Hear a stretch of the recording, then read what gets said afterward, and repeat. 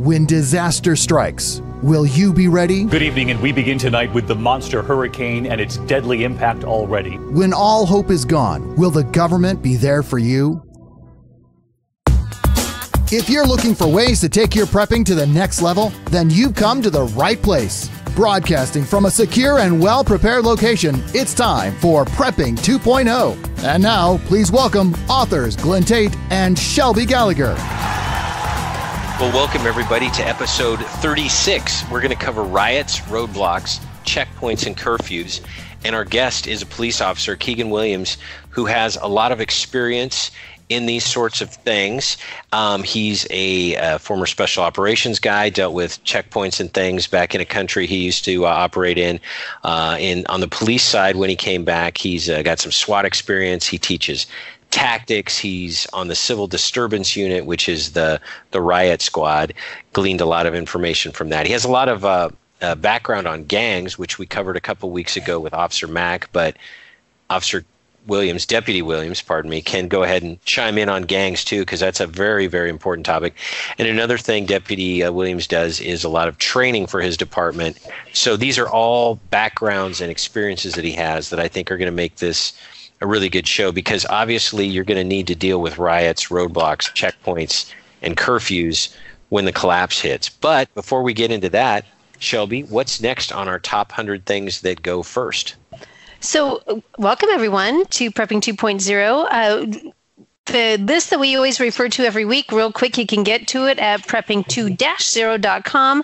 Lower right-hand corner, top 100 things that disappear in a collapse, put together by those who survived the Bosnian collapse. We're on number 25.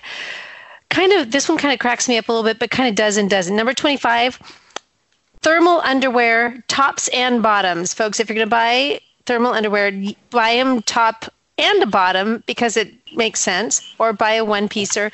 This is important because I think about when I was a kid, I had thermal underwear because we wore it when we would go camping and go fishing and all of that because we lived in a cold climate. But that is so much more controlled these days with whatever, all the little comforts that we have. I think we forget sometimes how crucial these sorts of things are, having layered clothing. And you don't see it as much. So the other thing I'll point out to you is that here we are kind of beginning of summer, this is when you're going to find it on clearance somewhere in the back bin at like your sporting goods store. This is the clearance time. The other time is kind of around Christmas time when it's kind of on sale. This is the better time though of year. But you have a thought on this too, Glenn. Yeah, one of the things about Prepping 2.0 that we often talk about is the second level of prepping, the next stage, involves looking at the new technology that's come out in the 10 or so years since a lot of us started prepping 1.0, like when Obama got elected, 2009 or so. Got elected in 2008. I know horseshackers, go ahead and put your hands down. Yes, we know the election was in 2008. The inauguration was in 2009. Anyway, so about 10 years. Well, thermal underwear has come a long way. Now there's merino wool, merino, M-E-R-I-N-O, I believe, that is really common. It's out there, and the prices have come down. It's really, really, really good stuff. And so, for example, at Costco, during the season in which they sell this stuff that Shelby was mentioning, you can get a really nice set, tops and bottoms of merino wool thermal underwear for, I don't know, $20-$30, and you can't go wrong. So like so many other things like guns and ammunition and food, freeze dryers, and other things, the availability has never been higher. The prices have never been lower. Now's the time to get it. The need has never been higher because of what we think will unfold in a year or two, probably. So anyway, now's the time to get the thermal underwear. You can't go wrong with it. And, it's one of those other things that if nothing bad happens, at least you're going to be warm and comfortable. Because if you're listening to this show, you probably just don't sit in your air-conditioned suburban house 365 days a year. You probably go out and do actual, fun stuff. So anyway, there's that. Okay, well, Shelby, what's in the merch shack? Glad you asked. Many of our listeners have been so awesome and being patient with it, as I keep saying these last few weeks. Pretty soon, if we'll have t-shirts and hoodies, the sizes will be updated.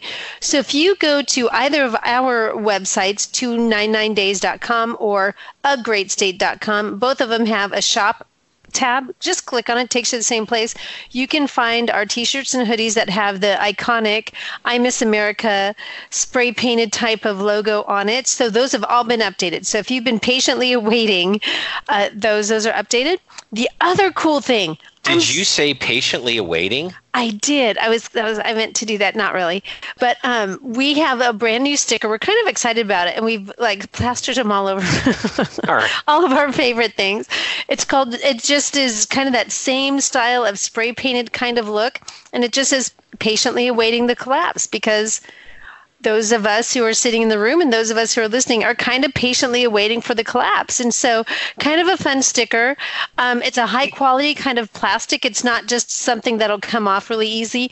We've put it on a couple of mugs and things like that. And you jump in if you want to say anything about them before I go on. Yeah, what we're doing is something cool. And we did this with I Miss America patches and things in the past. And yes, we're working on adding those sorts of things to the merch line. We kind of do it one at a time. We have like a couple jobs and kids and stuff like that, so we don't get to roll things out as quickly as we'd like. However, what we did in the past was, show me, put up on Facebook, or send me an email with a picture of you with your patch or your sticker. And what we're going to do is we're going to send you some. So here's what you do. Get yourself a patiently awaiting the collapse sticker, and then put it on something, preferably something cool. I mean, put it on whatever. I think gun safes are pretty cool things to put them on, or coffee mugs or something. I mean, you could put them on your dog. I mean, you could do that. No, Shelby says no. That's cruelty to animals, she says. Okay.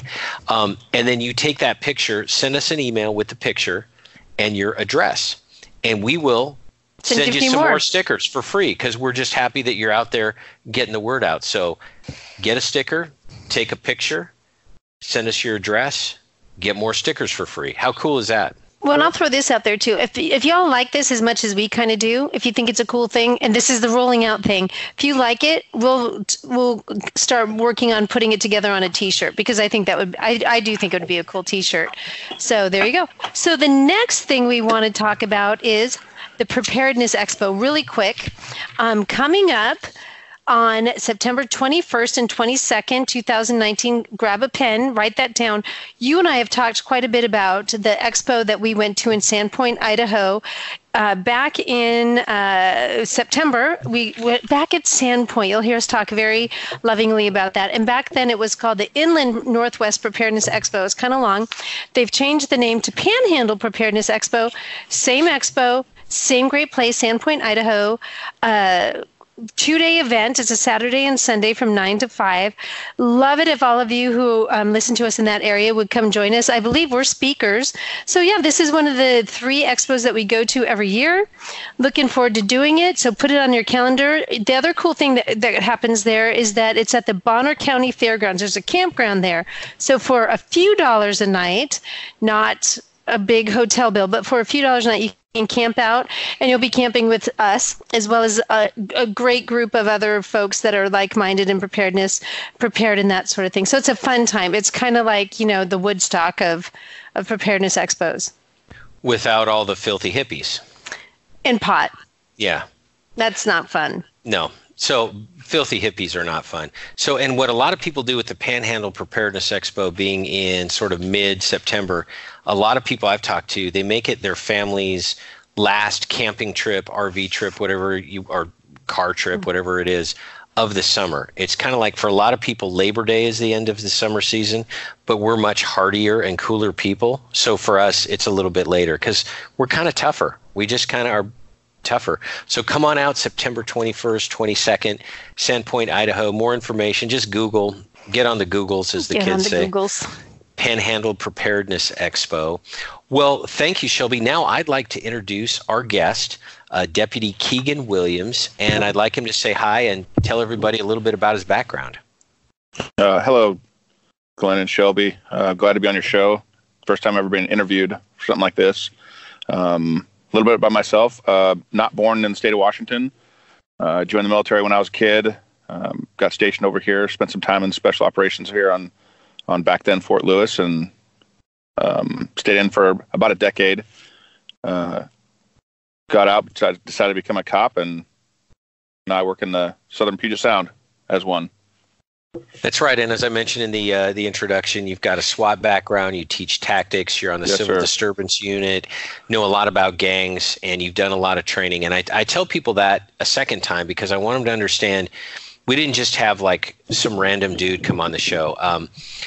Deputy Williams, I know him a little bit, and I know his background, and I thought he would really be able to provide some information.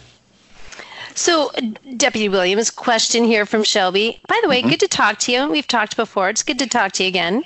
Yes, ma'am. Very good. So, question for you. This is a topic very near and dear to my heart, and we've had discussions about this.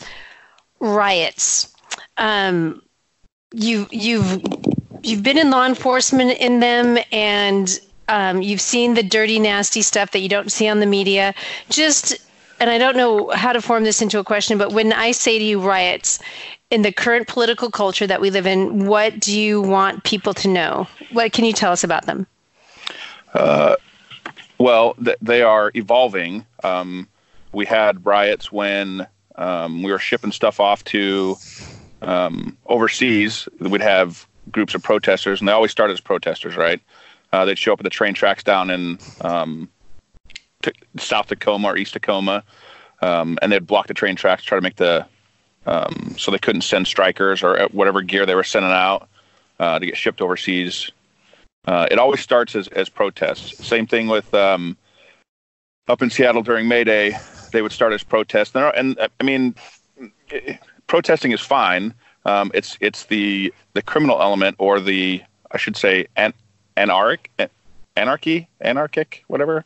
Anarchaic. Thank you. Anarchaic. Thank you. I'm a lawyer. I'm very Thank important. you. Big words, small Brian.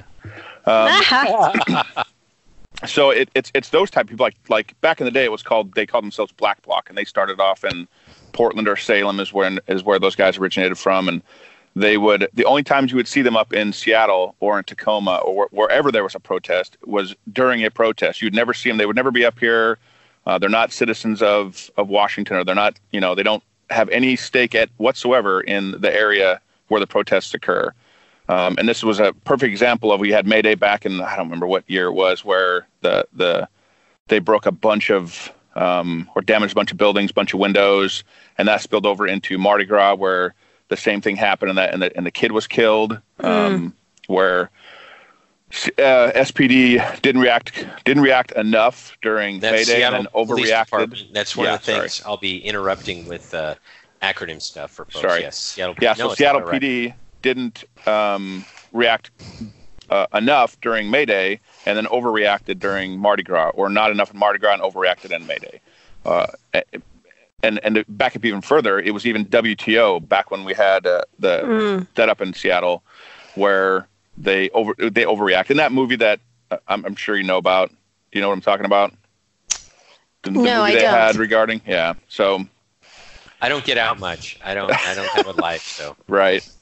But riots. So everything starts as a protest, and then you'll have the criminal element, or the anarchy element of a protest, where they start throwing Ziploc bags full of crap, or Ziploc bags full of urine, or they'll throw, like 2 years ago in Seattle, a buddy of mine was hit in the face with a brick, and it was a solid piece of concrete that hit him in the face, broke his helmet and his shield, and cracked his orbital bone. But that's the stuff you don't hear or see on the news. I'll bet they didn't report that a couple years ago they threw Molotov cocktails, and some guys will say, or some people will say, you hear some officers say, well, that's deadly force. If someone throws a Molotov cocktail at me, that's deadly force. He's trying to kill me. I could technically burn alive, right? Mm-hmm. Thus the response would be to use deadly force to save myself or even other protesters' lives. And then you have the civilian side will say, well, that's excessive force. Well, sure, when you're not having Molotov cocktails thrown at you, that's excessive, but. Or a brick to the head, that's deadly force too. I mean, you can kill somebody doing that. So, okay, I have a couple questions out of that, and we have like a bunch of things we want to ask you about. Yeah.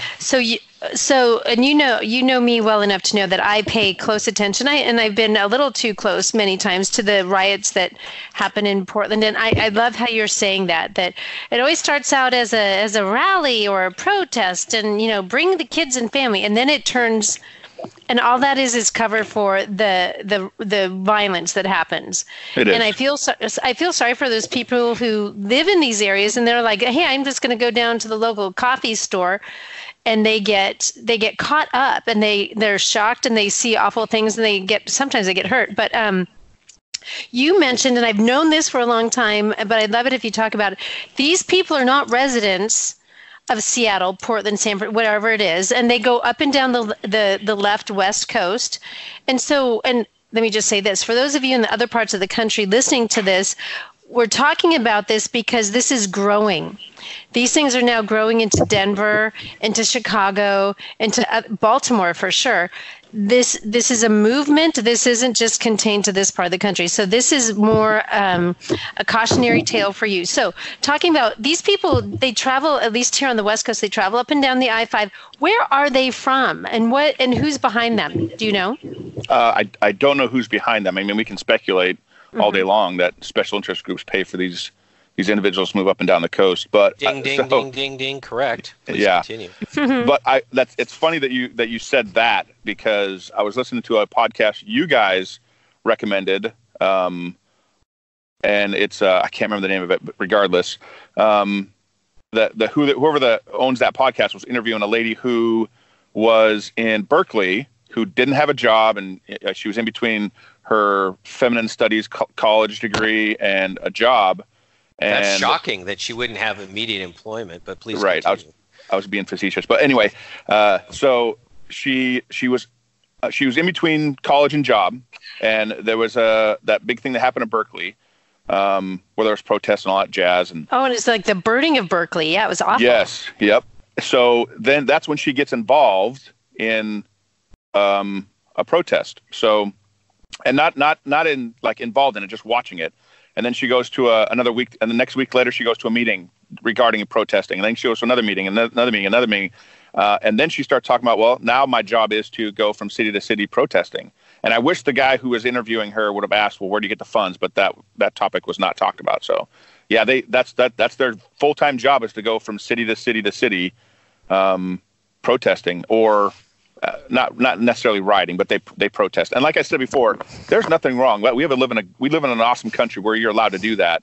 The problem is when you get the protesters who then cross the line into breaking the law. And mind you, blocking the road, is that a big deal? Is the juice worth the squeeze? I mean, really, you're blocking the road. Okay, so you're going to make some guy or girl trying to get to work or from work to home late or whatever. I get it. I mean, that's just the life we live. Thank God, free country. But the problem is when they start breaking property, assaulting people, then you've crossed the line into, now you're infringing on my rights. Now you are. Now I'm going to have to defend myself, or I'm going to have to call the police to help me. That's the problem I have. I have no problem with protesters. They serve a function sometimes. Yeah. Boy, and you were mentioning sort of the paid protester and how that person evolved or devolved into that. And I just suggest to people that they read Shelby's books, because she has an extremely good explanation of how regular people who don't have a job and need to basically do stuff that a thug wants them to do in order to maintain their free rent, how they have to go and protest, become professional protesters. And this is in a collapse situation where you were describing a pre-collapse situation, but it's a real thing. I think that there's going to be foot soldiers after the collapse. Well, the beginning of the collapse, there are going to be all these people that don't have any jobs, a lot of homeless people. I mean, you've got 55,000 homeless people in LA. That's a perfect army, if you will, for saying, hey, we're going to feed you, we're going to let you live in your tent, but you need to go and protest and riot. So that's more on the protest end. Well, you don't think that's not happening right now? I mean, yeah. I mean, there's homeless people in Seattle, there's homeless people in Tacoma and Portland, and you don't think that the people who are paid to protest don't go and say, "Hey, man, I'll give you $100. I know, you don't have any money or anything, but I'll give you $100 just to stand here and just shout with us, or whatever it happens to be, to give you this or that. All I want you to do is stand here and hold this sign and yell." It happens. We see it. I mean, oh yeah, you get the. If it's happening now, it's going to happen even more so as things guaranteed. accelerate.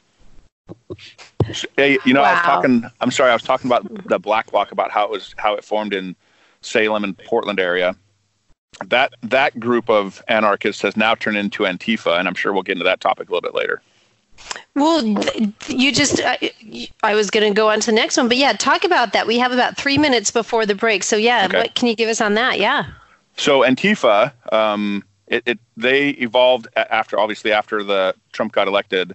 That's when this group morphed from Black Bloc into Antifa, because now they're fighting the fascists, whatever.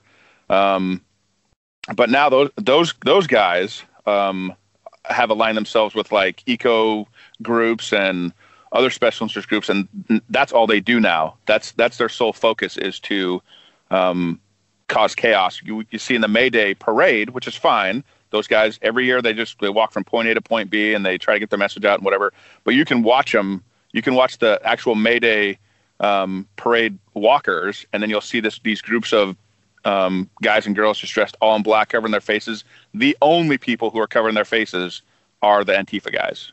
So anonymity, I guess. I don't know. Wow. So here's what I think is shocking in that, before we go on to the next, and I'll say this too, we're going to unpack quite a bit of this in our after show. So if you are a Patreon supporter or wannabe, come join us over there too. But what I think is interesting here is that if you live in Oregon, Salem is like it's the capital of Oregon. It's about 40 miles south of Portland, and it's not known for Antifa. It's known for certainly hard left politics and backroom deals and all of that. And it's kind of other than that, it's kind of a sleepy little town. You don't think of it as a birthplace for Antifa.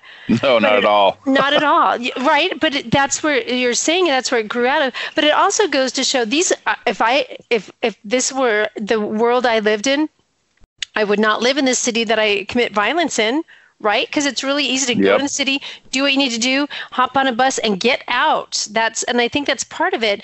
So what I think is important to note here, and we have a couple minutes, well, we have like about a minute, so I'll kind of finish it out here, but it's really easy to go someplace that you give very little regard to. I don't care about a city that I don't live in. I don't care about a place I don't live in. I don't care if I go in and I cause damage and I cause hurt and pain, because I'm just going to go there, do it, and leave. But if I live there and my kids are there and I have roots there and I have a job there and I have friends and family there, I'm not going to do that. So I think Antifa and these sorts of groups and those aligned with them set themselves up to be kind of cold.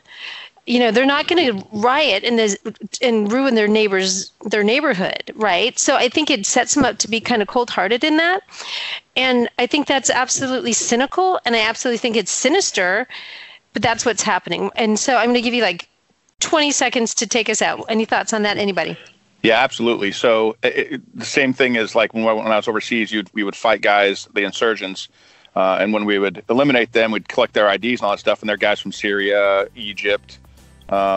You're right. The anonymity is there. So it's the same thing as a keyboard warrior on the computer. I can type anything I want to. No one can find me.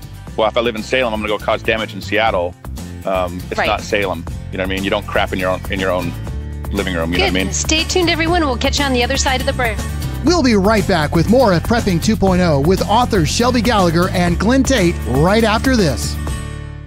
Prepper Press is a small, independent publisher of survival nonfiction and post-apocalyptic fiction. At prepperpress.com, you'll find a variety of books to guide you on your journey to prepare for a compromise to the electrical grid, natural disasters, economic collapse, political strife, or similar scenarios that could disrupt life as we know it. You'll also discover fictional yet believable stories about what happens to society when everything falls apart. To learn more, visit Prepper Press online at prepperpress.com.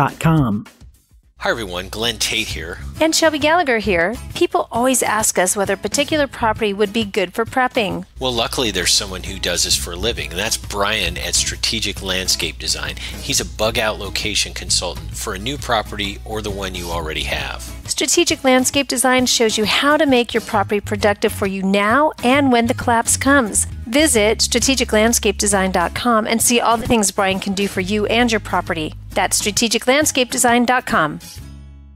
PrepperNet, where preppers unite. Looking to meet other like-minded people in your area? Looking to start your own prepper group? Already have a group? Join PrepperNet.com. PrepperNet has gathered the biggest names in the industry to help unite preppers everywhere. Join John Jacob Schmidt, Scott Hunt, Dr. Bones and Nurse Amy, Glenn Tate, Shelby Gallagher, Charlie Hogwood, Samuel Culper, Survivor Jane, Rick Austin, Franklin Horton, Ryan Mitchell, and Brian Duff. Our team is united. Check us out at PrepperNet.com. PrepperNet, where preppers unite. PrepperNet.com.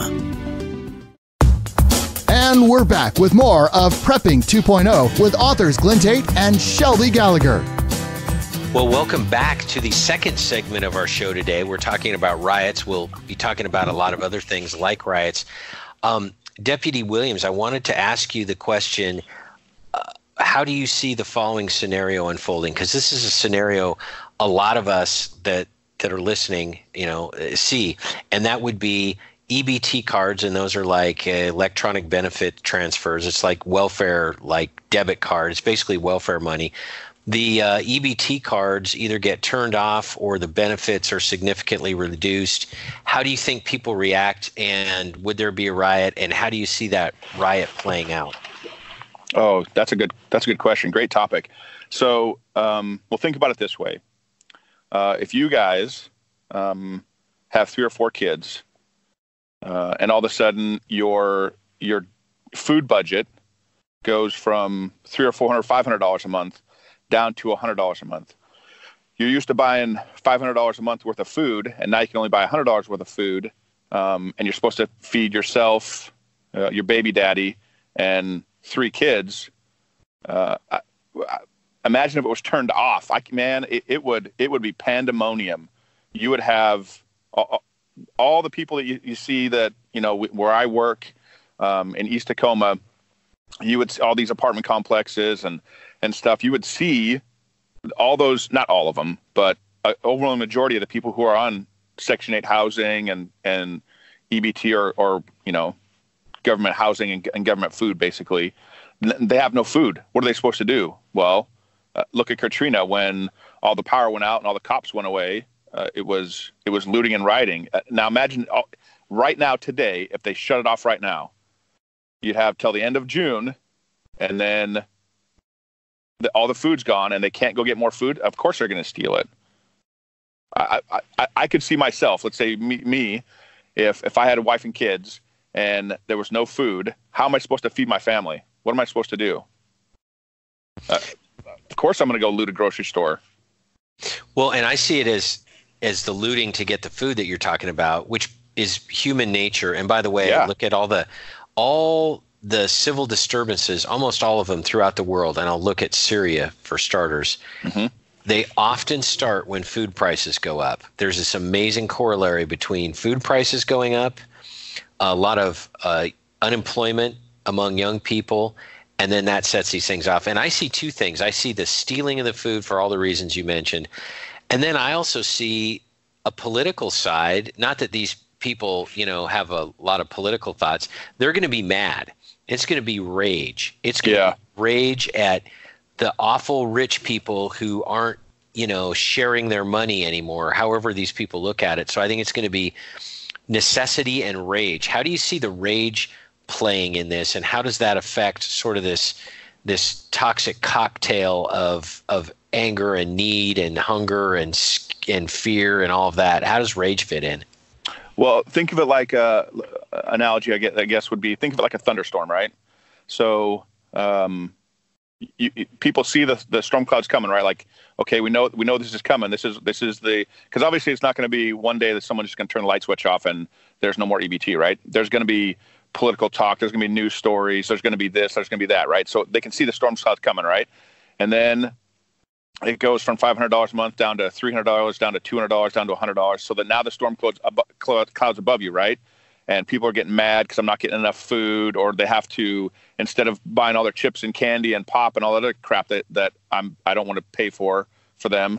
Now they have to really buy the necessities to feed your family. Like, so now they're buying the stuff that's maybe not as sexy or not as cool to eat because we've grown as a society like that. And then it goes from $100 down to $50. Now they really have to skimp, right? Now they're only buying what they can afford, the generic stuff, right? And now they're starting to protest. Now they're starting to, call their congressmen. That would be the normal people. I don't want to say normal. That would be the people who I don't know how to put that, but they would civilized people. The civilized thing. Yeah, we'll say it for you. We'll say it for you. So the civilized people, we'd be knocking on the congressman's door. We'd be calling them, but they can't do anything, right? I don't want to say their hands are tied, but they have to go with what Congress says. They can't just, go against what everybody else in Congress is doing or everybody else in government's doing, right? So then it gets turned off. Then you have these, for an example, here's a perfect example where you had these the ICE issues, right? Where protesters are showing up at these ICE officials' residences. Like we had one of the ICE officials, one of the top dudes living in Tacoma, in Northeast Tacoma. We had to sit on his house because protesters found out where he lived. I can't remember who released all this information, but they started protesting out their house. And at that point, I think now you've crossed the line from protesting into intimidation and harassing. But imagine if all the EBT guards got shut off or got severely decreased, then you're going to have all these Section 8 housing people who rely on my tax dollars. Now they're going to show up at their houses. Are they going to start breaking windows? Are they going to start assaulting family members? And then if it gets turned off, then it's all, man, that would be the flame that started the fire, wouldn't it? Well, and I think it's, speaking of flames and fire, I think it's uncontrollable. There aren't too many police officers, especially riot police like you. I mean, I don't know how many there are, and maybe it's a secret, so I won't say it. There aren't many. And you maybe, correct me if I'm wrong, you guys maybe can control a May Day parade that is going to happen because it's on May Day, right? It's on the calendar. Right. Plenty of planning all year. But if you've got all this stuff going on everywhere, and by the way, it would be everywhere. Let's not kid ourselves. People on EBT cards and subsidized Section 8 housing, they're not just in like certain parts of a city and certain cities. There's so much welfare and so much Section 8 stuff that it's really sprinkled everywhere. I mean, look at the numbers. 40 million people on food stamps. They're not all just in a particular part of a big city. And so this is going to be going on everywhere. And I can think of the town we live in. I think it has 6 police officers off the top of my head. There's probably hundreds of people in this town that are on EBT. And there's no way 6 riot police. By the way, they'd be dropping everything else they're doing just to control these things. I don't think the numbers are out there once this thing starts, right? What do you think about that? No, so that's a good. I love this question because my colleagues and I, and some of the municipal guys we work with, we have this conversation all the time. And I will tell you that if let's say that they turn them off, right? There's a big storm cloud coming, the lightning inside the clouds, and then they turn it off. That's when the lightning strikes. There's no holding back the amount of people who are on government housing that have maybe a part-time job or a very minimum wage job that rely on some of the benefits that our tax dollars provide. And I get it. Some people are trying to get off their. Most people that are on government housing will stay on government housing. You have a very small percentage that are just on government housing or food stamps or EBT, and they're trying to get their lives back together, and they do get off, but it's a less than 10%, and that's a guess, but it's minimal in my experience. So let's say that the light switch gets turned off, and now there's no more EBT, and there's all these riots, and bro, I'm telling you, there's no cops because we'll be getting assaulted, right? If there's 5 or 6 cops standing in front of a Fred Meyer or a Safeway, you're not stopping the horde, man. You're not. And you know what? When it comes down to it, all they're doing is stealing food. I'm not going to sacrifice my life for food. I'm not going to stand in the way. That's dumb. Well, and you bring up a good point because, and I know you've read the books 299 Days, and I know you know my view of how civilians would step in and become basically the police force. They would patrol, they would catch bad guys, and even provide trials, and even jail people. So you've got, I think, in normal criminal situations, civilians can step in and do this. I see the exact opposite in riots. I don't see how you could have enough people to just step in and be riot police. First of all, I'm not trained, and I don't have less than lethal weapons. If you get a bunch of guys like me and Shelby, on the West Coast, everybody, guys means men and women. Anyway, you get a bunch of people like me and Shelby. The only way we're going to try to control a riot is with small arms fire. And that's terrible. I mean, that's a bad idea. All you're doing at that point is killing people in mass. Now, if you have to defend yourself, you do. But you're right. I can't imagine rallying 250 dudes to go, protect a grocery store and end up killing hundreds of people. I just don't see, I'm not doing that, and I don't see anybody else doing that. So you're right. I mean, the riot aspect, and we're kind of blending into looting at this point. The riot and looting thing is just, without the police, is an uncontrolled thing. And I think people need to understand there are not enough police officers to take care of this problem. There are barely enough now before a collapse, and it's just going to be just mayhem and everything else. Well, do you have any thoughts you'd like to add about riots before we go on to roadblocks? Yeah. So one quick thing, you wouldn't have time unless your town where you live, which is beautiful, by the way. You would, unless you had a pre-plan, unless the mayor and the chief and maybe the county all had this great plan. If this is what happens, this is how we're going to do it. Unless you had a plan, you're not going to stop it, man. Like I'm telling you. So if they turn off EBT cards, or severely limit the amount on the EBT cards, the looting is going to happen so fast that it'll overwhelm government in days. And you're right. I'm not going to stand in front of a grocery store and start shooting people because all they want is food. It's not going to happen.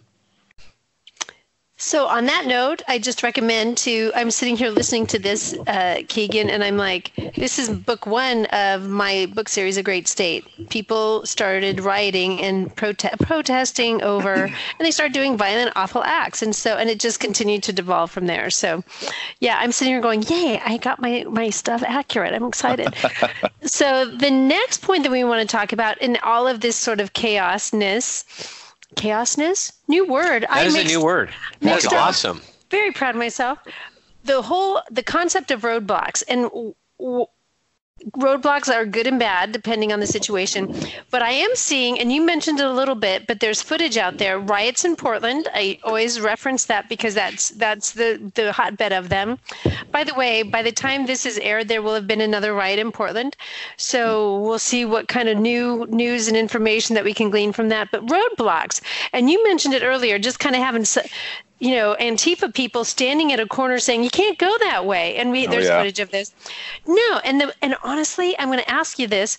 Police standing down. Portland police were told to stand down and not intervene on this. And I'd love to know your thoughts on that. But roadblocks, tell us how that is used and why. And why does Antifa find the need to stick people at a corner and just kind of boss drivers around town they can't go place? I mean, what the heck? Well, they do that because they can.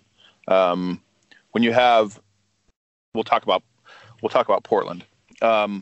They do that because they can. Unless you have someone ready to stand up to a group of people, and when I say someone, it better be more than one because obviously numbers count.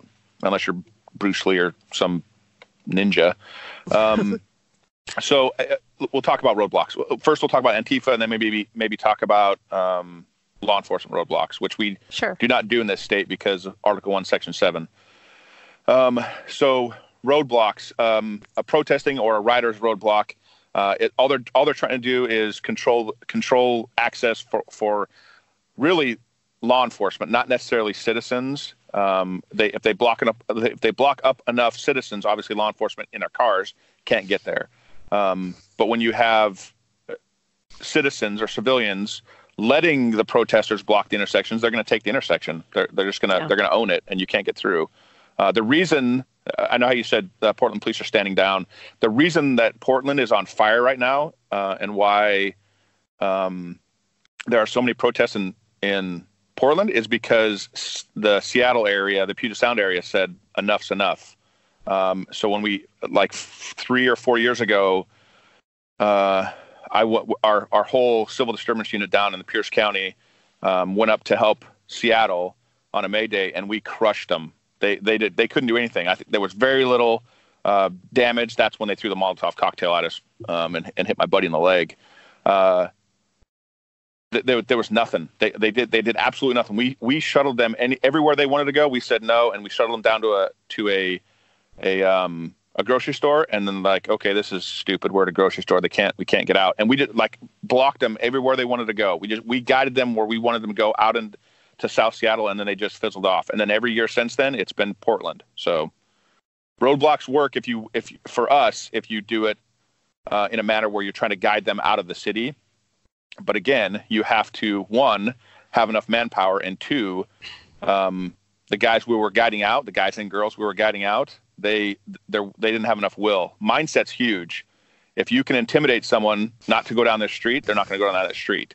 But if Antifa wanted to, they could have taken any direction they wanted to because they had force at certain points. They had more people than we did. They just didn't want to get hit with pepper balls and sting balls and all that other stuff. So I love this. I'm going to jump in here and say, yeah, good on you, South Sound, Puget Sound, that whole area, for doing that, because you had enough, and you guys everyone got like-minded, got the mindset together. I want to say this, for those of you living in Portland, it takes a will. So when you have your Portland mayor, and I talk about this a lot, and again, I'm saying this, I know we're very Northwest centric here. This is spreading. This Antifa movement is spreading to other cities. So I'm trying to, give everyone an inoculation for what's coming. You have a mayor that lets these people in Portland do this and says, you know what, he said this, we live in a culture of, you're going to have to just get used to it. He said that. Obviously, that police force is not going to be able to do what they did in Seattle. So, and as a result, everyone that's in Seattle that would normally do violence there now they're all really concentrated in Portland, and honestly, Seattle and San Francisco, Berkeley, and Southern California. So, wow, that's kind of cool. Yeah, Glenn, you have a thought? Yeah, here's the thing. And I've spoken with a lot of guys like you, and I ended up finding out the answer to this. It was counterintuitive, but a lot of people out there are going to be stuck with this intuitive thing, and then it involves roadblocks. A lot of folks out there are probably thinking, okay, I'm going to bug out, and I'm going to go on Google Maps, and I'm going to find three routes out of town. And most people that we're talking to live in at least a suburban area, and they're probably going to a rural area. And that's very rational when you're planning a trip to grandma's, and you can do that. One of the things that I didn't initially appreciate is expect all the roads to be blocked one way or another. It could be because Antifa's controlling stuff.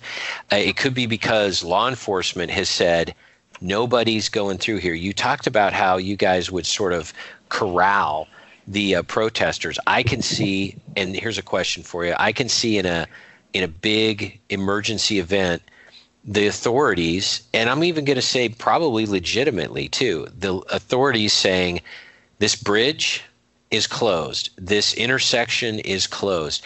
Tell us about, and no details because I'm not interested in finding out specific stuff, but is law enforcement going to be blocking roads when this sort of stuff heats up, and how does that affect bugging out? Well, I would, the horse in the room, obviously, right? So we have in the Puget Sound area, which sucks, we have only a couple major thoroughfares that go north and south, right? That we have I-5, what is there, 405 up north. What else is up north? 167, Military Road, Pack Highway. There are only a few major thoroughfares going north and south. And so when I-5 is backed up, what do? You go over to Military Road, or you go over to South Tacoma Way. You go over these roads that are basically the backups to the major thoroughfare, which is I-5. If you control one major thoroughfare, you're going to clog up the other major thoroughfares, and then you clog up, and then you start putting checkpoints, not not all over the place, but just intermittently, which causes even more backup. I mean, because you used to live down in Olympia, that the morning commute going north or south in the morning is horrible, and going north in the morning and south in the evening is horrid. And then if you put checkpoints, not checkpoints, if you put roadblocks, all you have to do is put concrete concrete blocks on certain on-ramps and off-ramps. You funnel, or you corral, as you put it, cars off onto these secondary roadways, which then you can put, if you wanted to, you could set up checkpoints, and every car that goes through, if you're looking for someone, right? If you're on what's the name of the list you were on? Persons of interest list, right? POI. Yes, POI. So all you have to do is start checking IDs, and nowadays we have facial recognition software, which is not as cool as everybody thinks it is, and very, very difficult to use. And there's no handheld things. It's all camera related. The conspiracy theory tinfoil hat people will say, no, you have it on your phones. No, we don't. But if the technology's out there, eventually we'll get it. But that's how you catch people that you're trying to look for. So checkpoints and roadblocks. You just transition from roadblocks into checkpoints. A point I'd like to make, and I'd like to get your thoughts, is I see three kinds of checkpoints.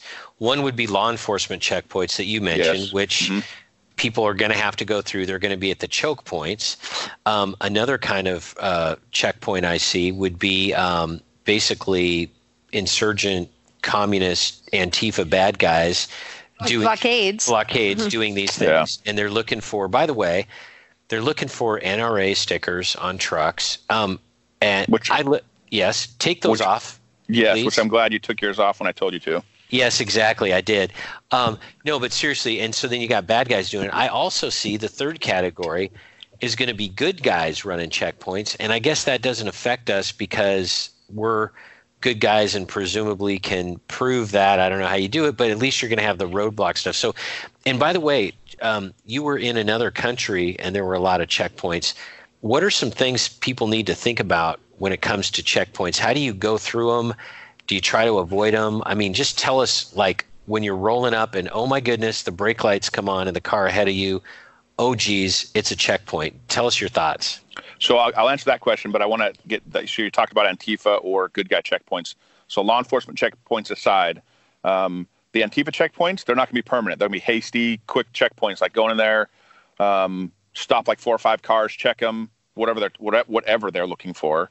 And the reason they'll be hasty is because let's just say that law enforcement's still doing their job, right?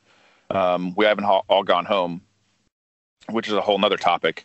We're going to get word that, hey, these guys are setting up a checkpoint, so we're going to haul ass over there, hopefully, and catch them. Or obviously, by the time we get there, they'll probably be gone, and traffic will be flowing. I believe the good guy checkpoints will be the same exact way. It depends on what part of the collapse you're talking about. But in the beginning, the only checkpoints that are going to be run are law enforcement, if we're even doing checkpoints. But hasty checkpoints, whether they're Antifa dudes, whether they're Patriot dudes, whether they're gang trying to take money and guns or whatever valuables you have, because they do that sometimes nowadays.